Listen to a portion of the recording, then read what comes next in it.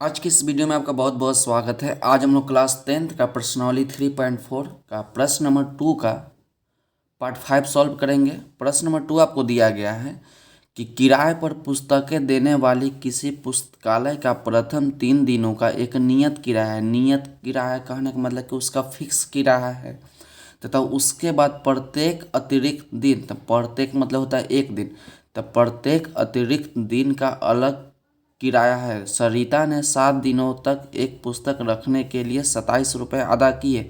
अदा किए मतलब कि जमा किए या दिए। जबकि सुशी ने एक पुस्तक 5 दिनों के तक रखने के लिए 21 रुपये अदा किए।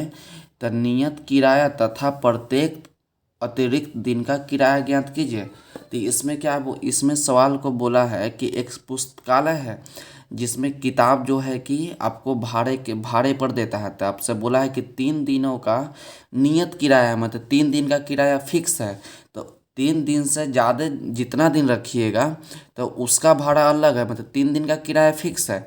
यदि 4 दिन रखिएगा तो एक दिन अतिरिक्त होगा तो उसका अलग से भाड़ा लगेगा। यदि 5 दिन रखिएगा तो 3 दिन का फिक्स है। तो 2 दिन जो अतिरिक्त रखे, 2 दिन जो एक्स्ट्रा रखे, तो 2 दिन का अलग से भाड़ा लगेगा।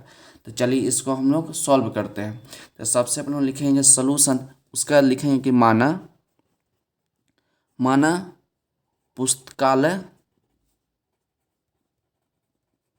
पुस्तकालय का प्रथम 3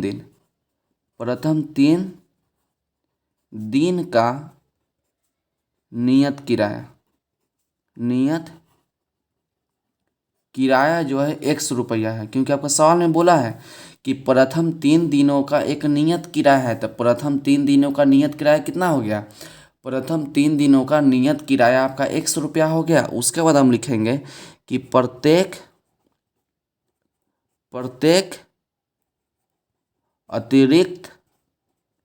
अतिरिक्त दिन का किराया कितना, इसको मान ली, इसको y रुपया मान ले। मतलब 3 दिन का किराया आपका 100 रुपया है और जितना दिन अतिरिक्त रखिएगा उसका किराया आपका y रुपया है। तो प्रथम शर्त के अनुसार चलते हैं। तो प्रथम शर्त के अनुसार चलेंगे। तो क्या उसके बाद बोला कि प्रत्येक अतिरिक्त दिन का अलग किराया है। सरिता ने 7 दिनों तक एक पुस्तक रखने के लिए 27 रुपये अदा किए। तो कै दिनों के लिए 27 रुपये अदा किए? 7 दिनों के लिए। तो लिखेंगे कि 7 दिनों के लिए कितना रुपया अदा किया? 27 दिनों के लिए 27 रुपये अदा किया। 7 दिनों के पुस्तक रखने का किराया 27 रुपये अदा किए। तो देखिए 7 दिनों, तो 7 दिन किताब रखी। सरिता जो है 7 दिन अपने पास किताब रखी, जिसमें 3 दिन का किराया तो फिक्स है। 3 दिन का किराया फिक्स है। 3 क्या है? 3 आपका दिन है। तो कितना दिन ज़्यादा रखा? 4 दिन एक्स्ट्रा रखा। था 3 दिन का नियत किराया को क्या माने? एक्स। तो 3 दिन का नियत किराया को एक्स माने हैं। तो 7 दिन, टोटल 7 दिन किताब रखा गया। तो 3 दिन का इतना हो गया। तो कितना दिन एक्स्ट्रा रखा? 4 दिन। तो 4 दिन, एक दिन रखने का किराया y रुपया है। तो 4 दिन रखने का किराया आपका 4y हो जाएगा।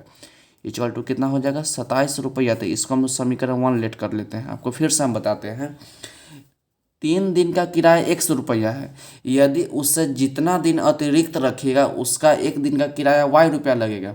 तो 7 दिन किताब रखती है सरिता। तो 7 दिन सरिता जो है 7 दिन किताब रखती है। तो 3 दिन का किराया तो एक्स है। तो 3 दिन रख ली तो कितना दिन एक्स्ट्रा बचा? 4 दिन एक्स्ट्रा रखी। तो 4 दिन और एक दिन का किराया y रुपया है। तो 4 दिन का किराया y रुपया हो जाएगा। तो दोनों मिलाकर कितना रुपया किराया अदा करती है? 27 रुपया अदा करती है। तो इसको हम समीकरण 1 लेट करते हैं। उसके बाद बोला कि सुशी ने एक पुस्तक 5 दिनों के लिए रखने के लिए 21 रुपये अदा किए। तो हम लिखेंगे कि 5 दिनों, लिखेंगे द्वितीय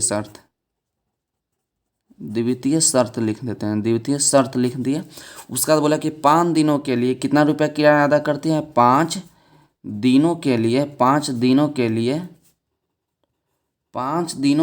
21 रुपया अदा करती है। 21 रुपया अदा करती है।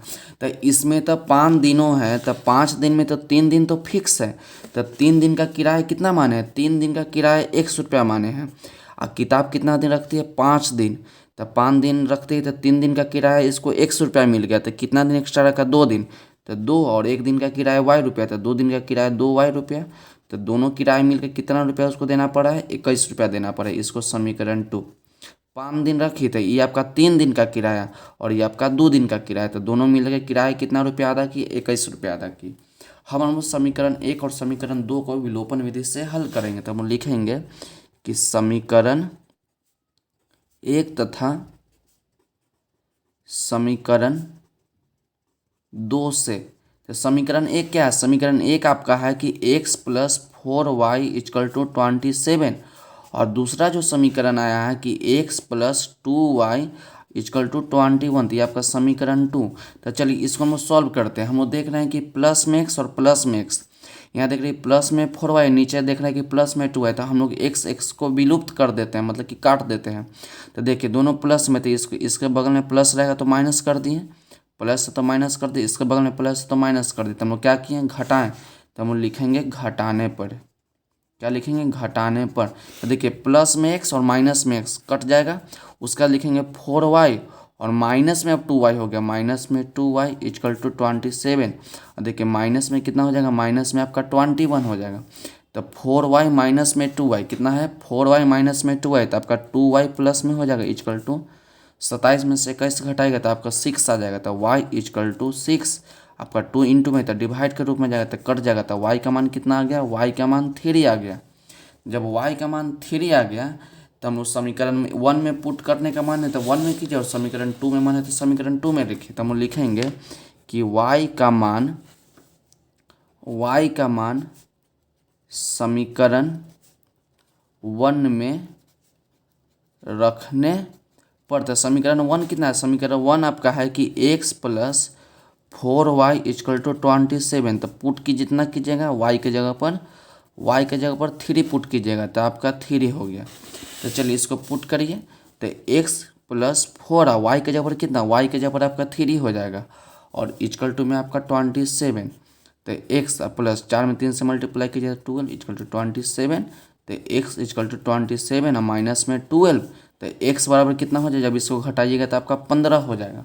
तो x किसको माने थे, x हम लोग माने थे प्रथम 3 दिन को किराया। तो प्रथम 3 दिनों का किराया हम लोग माने थे x। तो हम लोग लिखेंगे कि प्रथम 3 दिनों का किराया, तीनों दिनों का किराया x माने थे, तब कितना हो जाएगा 15 रुपया। और उसके बाद माने थे कि प्रत्येक अतिरिक्त दिन का किराया y रुपया। तब हम लिखेंगे कि प्रत्येक अतिरिक्त दिन का किराया y माने थे, तो y तो कितना रुपया हो जाएगा आपका, 3 रुपया हो जाएगा। तो आपसे सवाल में यही ना पूछा था कि नियत किराया, तो नियत किराया मतलब क्या, 3 दिन का नियत किराया तथा प्रत्येक अतिरिक्त दिन का किराया ज्ञात कीजिए। तो प्रथम 3 दिनों का किराया कितना हो गया आपका, प्रथम 3 दिनों का किराया आपका 15 रुपया हो गया और प्रत्येक अतिरिक्त दिन का किराया आपका 3 रुपया हो गया। तो यहीं पर ही आपका प्रश्न नंबर 2 का जो है पार्ट 5 जो है समाप्त होता है। तो आज के वीडियो के लिए बस इतना ही, मिलते हैं अगले वीडियो में। अगर वीडियो अच्छी लगी हो तो चैनल को लाइक, सब्सक्राइब और शेयर जरूर करें। पढ़ते रहिए और बढ़ते रहिए। चैनल को सब्सक्राइब जरूर करें ताकि समय समय पर आपको नई वीडियो मिलते रहे और आपको बहुत सारा प्रॉब्लम सॉल्व हो।